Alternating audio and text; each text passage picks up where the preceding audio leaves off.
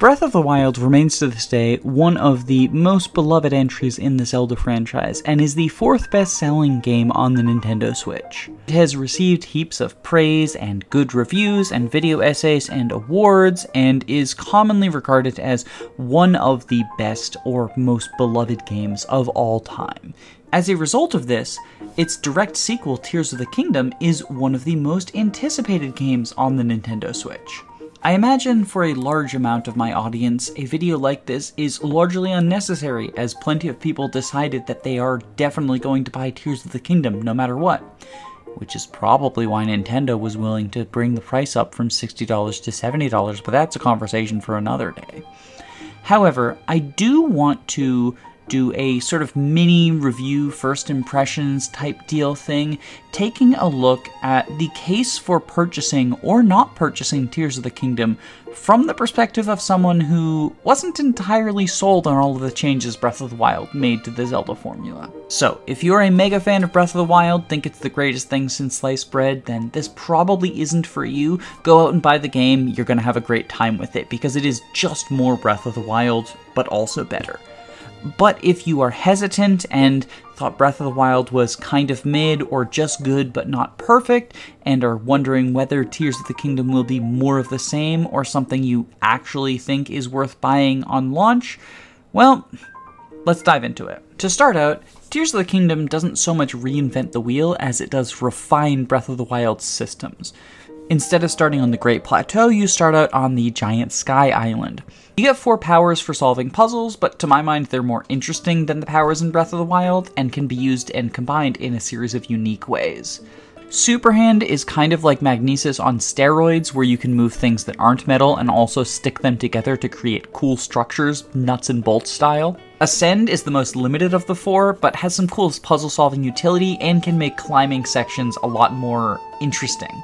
Time Rewind causes you to think about the game environment in an entirely different way and opens up different aspects of exploration that you perhaps wouldn't expect. And Fuse is less impactful for puzzle solving, but more for revamping the, let's be honest, kind of shallow combat system from Breath of the Wild. In addition to having your regular weapons and bows, you have the ability to fuse items from the environment onto your weapons or onto the bows. At its simplest, this looks like attaching a metal box to a sword to turn it into a hammer.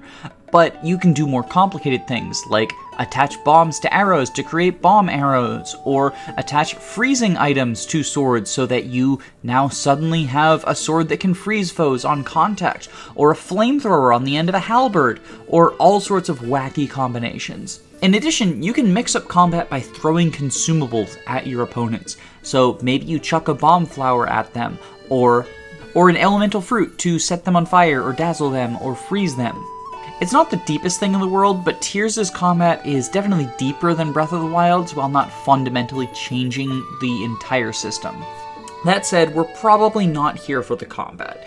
The loop of see a shrine in the distance, go to the shrine, solve the puzzle, see another shrine, rinse, lather, repeat, is just as addicting as it was in Breath of the Wild. But the shrines are slightly more interesting to my mind, and exploration is very much more interesting. While the news that they reused the map from Breath of the Wild may cause you to think that exploration is less interesting, that's only half the story. Well, only a third of the story, really, because Tears of the Kingdom actually has 3 different world maps. The Land of Hyrule functions as normal, but above it are a bunch of floating sky ruins, and below it is the depths. Each of these areas has their own wrinkles in terms of what they add to exploration. Hyrule is fairly standard, you run around or ride horses, which still suck by the way, and are even worse than in Breath of the Wild. Climb mountains, which is slightly better, but still a little bit annoying, and just find general landmarks. The depths, on the other hand, are an underground area that is extremely dark and so require you to bring some source of light, whether that be food, clothing, or throwable flowers, and are filled with an object called gloom. Gloom is a new environmental effect that will slowly drain your health while standing in it or if hit by enemies that have it. However, the gloom-drained hearts are not ones that you can heal with food. Instead, they will be marked as broken hearts on your max health gauge, and in order to fully recover up to max HP, you need to cure the gloom status, which you can do by entering sunlight, either by leaving the depths or by entering one of the many sunflower areas. Between the ever-present danger of the gloom, the significant amount of strong enemies underground, and the dark slowly creeping in on you, exploring the depths feels like something out of a survival horror game. It's not quite as scary as something like Bloodborne or Resident Evil, but it has that environmental feel. Link is somewhere where he doesn't belong, and everything here is out to kill him. However, there are rewards for exploring the gloom. You can get access to some cool outfits, including throwbacks to older Zeldas, or sometimes you have to go down there for quests, including a few of the main quests in the story. In contrast to the claustrophobic atmosphere of the depths, the sky map is very wide open, terrifyingly so in its own way. You can access the sky through a couple of means, but most commonly it will be launching yourself through a tower cannon, and then activating the hang glider and gliding to one of the many floating sky islands.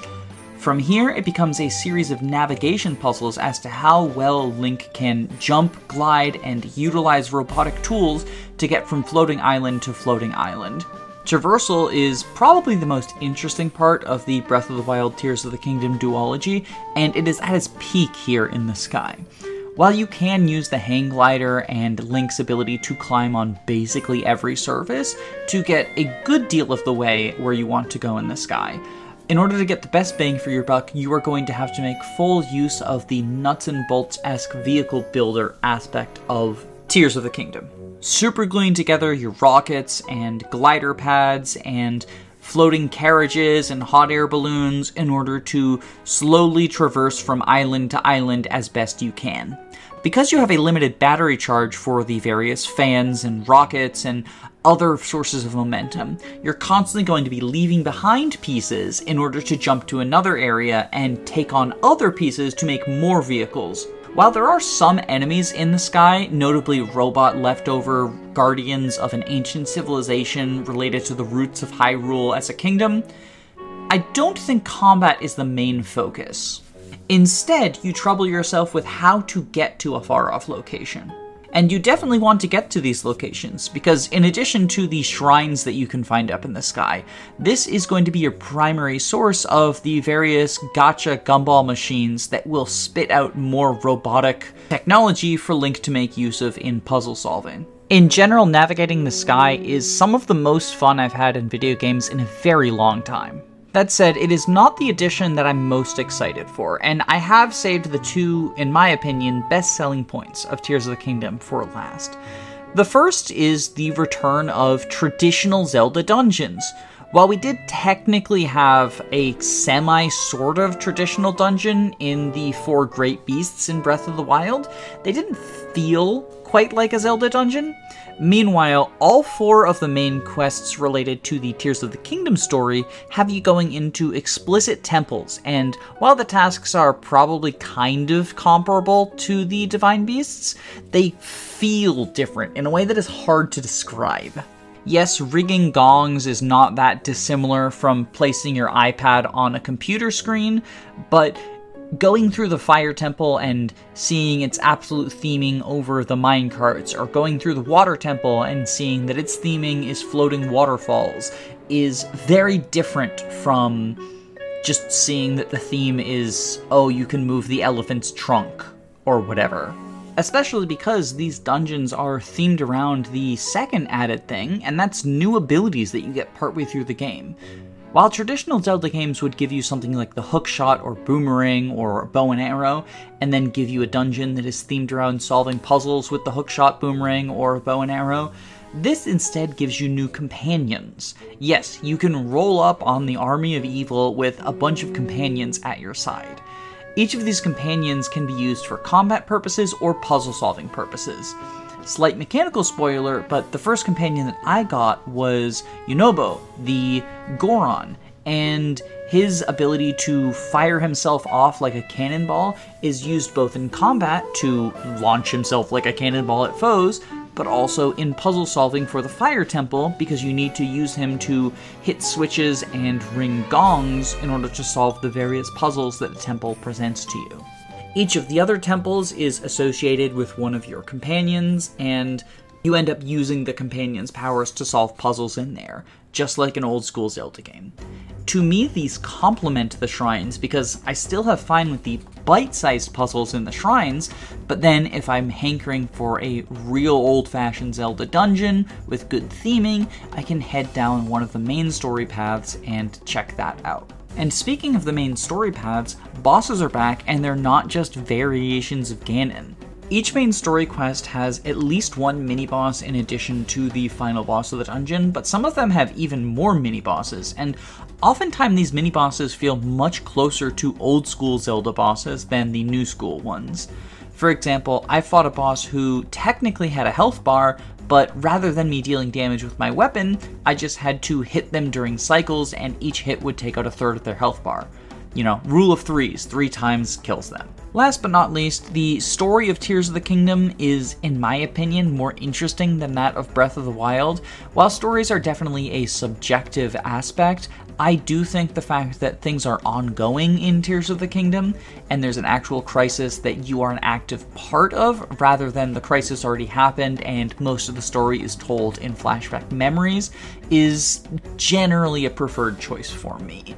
I do think the flashback memories format is, like, interesting, but there are some memories in Tears of the Kingdom as well, proving that it's not either or, and you can still have a story where the people involved are actively involved in figuring out what's going on and the mystery of a couple of things that happened. I don't want to get too deep into it because, you know, it's launch day and story spoilers and stuff, and I am probably going to be making a more in-depth video about Tears of the Kingdom, but I did want to sort of lay out the case for people who thought Breath of the Wild was mid to good, and the idea that Tears of the Kingdom is generally an improvement. There are definitely still some sticking points. Weapon durability and horses are the big ones that I think just really needed an overhaul, and if anything, they suck even more in Tears of the Kingdom, but other than that, yeah, it addressed a lot of the criticisms that I had for the systems, and I would definitely recommend checking it out if $70 isn't too steep a price for you to pay. Ultimately, it's your call, but I'm having fun with it.